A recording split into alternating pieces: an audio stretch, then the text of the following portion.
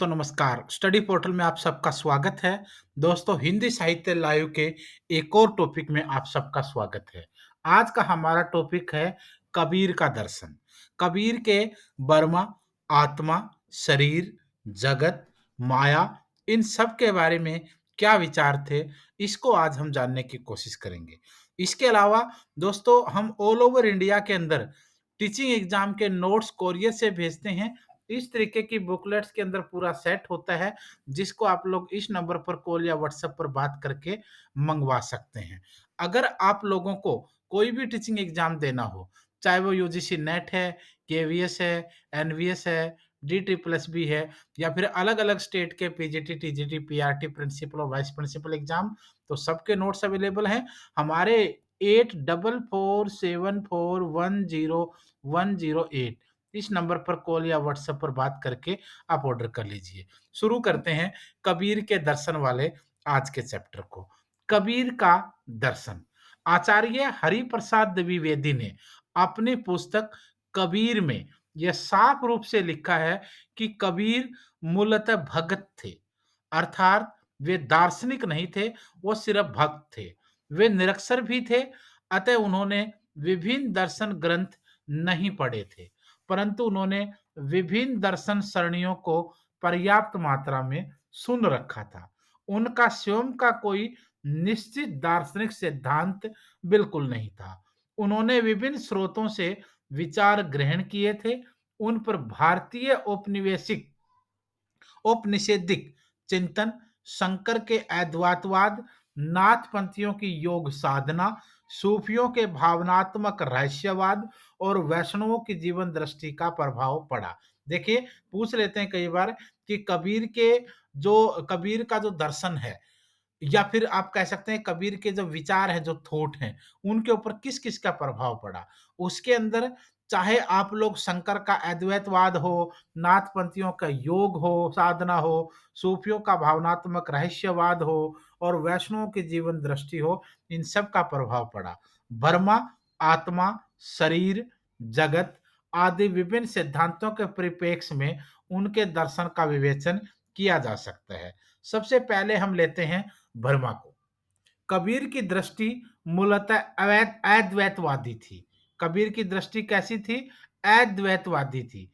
कुछ आलोचकों का मानना है कि कबीर पर मुस्लिम एकेश्वरवाद का प्रभाव है, परंतु इस्लाम में जगत को भी सत्य माना है, जबकि कबीर जगत को मिथ्या मानते हैं। अतः स्पष्ट होता है कि कबीर पर शंकर के अद्वैतवाद का प्रभाव अधिक था।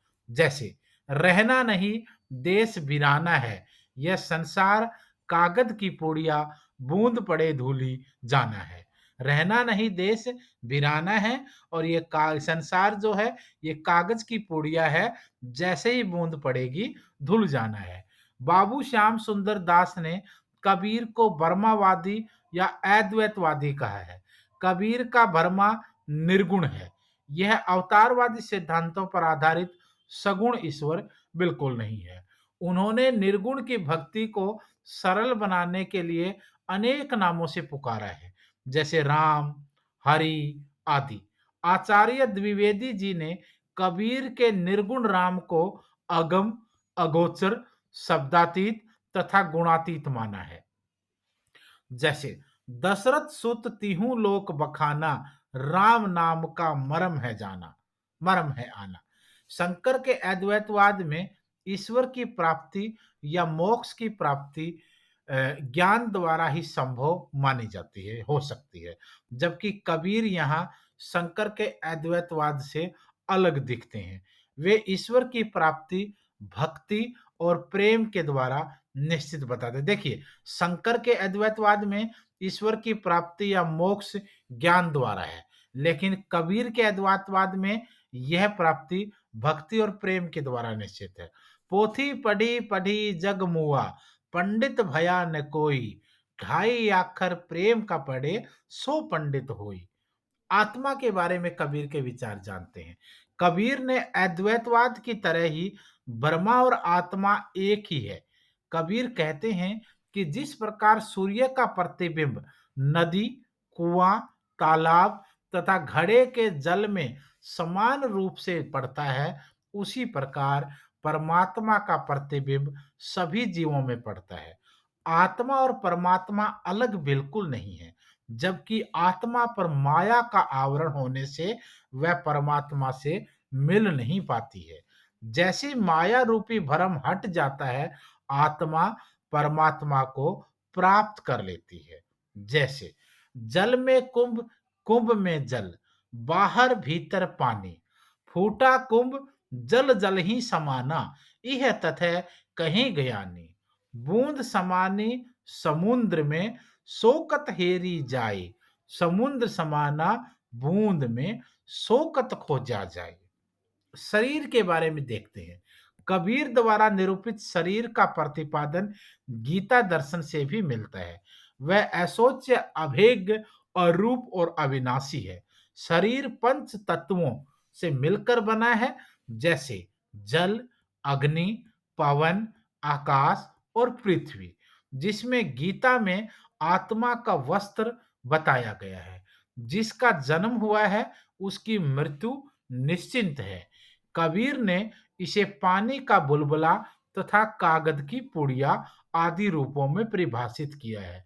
जो उग्या सो आथ तय, फूल्या सो को मिलाई, जो चिड़िया सो डही पड़े, जो आया सो जाए। यानी सिंपल है कि जो आया है उसको जाना पड़ेगा, जिसका जन्म हुआ है उसकी मृत्यु निश्चित है, जो उग गया है उसको कटना ही पड़ेगा, जो फूला है उसकी कुमिलाई निश्चिंत है, जो चिड़िया है सो डहेगा ही डहेगा।